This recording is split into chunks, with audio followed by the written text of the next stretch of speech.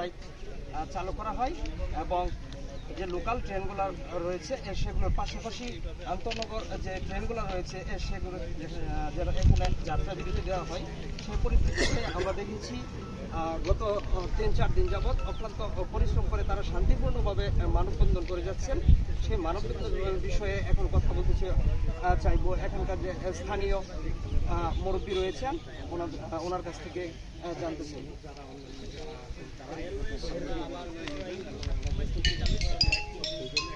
আমরা দীর্ঘদিন যাবৎ সাতকামার রেল স্টেশনের জন্য মানব দূর করছি।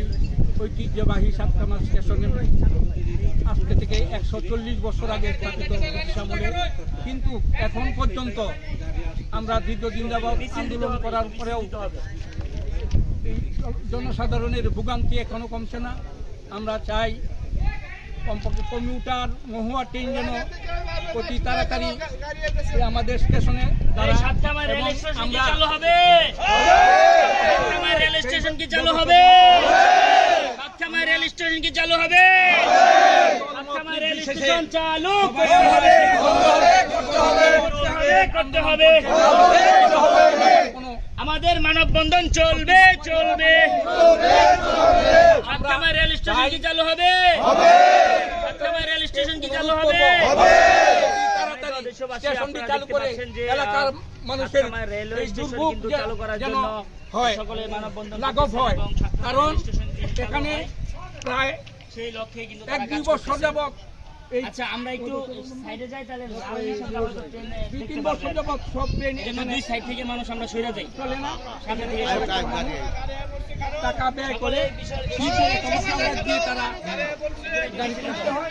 এলাকার সব মানুষ, সব স্তরের মানুষ এখানে চাই যে এলাকার কমিউটার এবং মহুয়া ট্রেনগুলো যেন ঠিক মতো এখানে বিরতি থাকে, এই আমাদের প্রত্যাশা।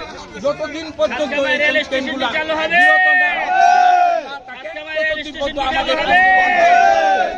আগামী দিনেও আমাদের আন্দোলন চলবে যতক্ষণ পর্যন্ত আমাদের এই ট্রেনগুলো চালু না হয়।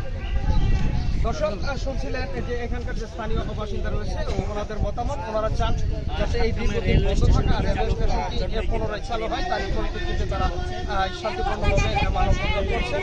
অল্প কিছুক্ষণের মধ্যে দেখতে পাচ্ছেন যে প্ল্যাটফর্মে ট্রেন এসে পৌঁছাবে। তাদের দাবি যেন আন্তনগর ট্রেনগুলো এখানে যাত্রা বিরতি দেওয়া হয়। গাজীপুর জেলার শ্রীপুর থানার সাতকামাই গ্রামে সাতকামাই রেলওয়ে স্টেশনের আমাদের এই রেল স্টেশন স্টেশন এখানে আমাদের আশেপাশের যতগুলো গ্রাম আছে, আশেপাশে অনেক বছর যাওয়ার চেষ্টা করি। আমরা এখন স্টেশন চালু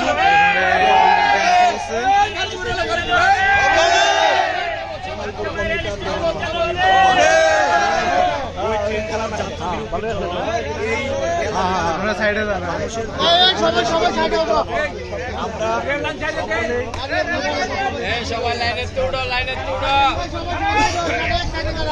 লাল লিসান ওখানে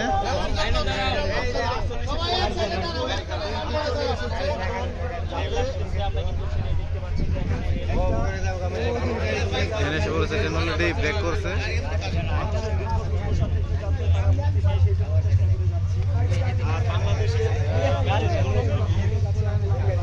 আমাদের মানববন্ধন এবং এইখানে পেশাজীবী মানুষ অলরেডি ব্রেক করেছে।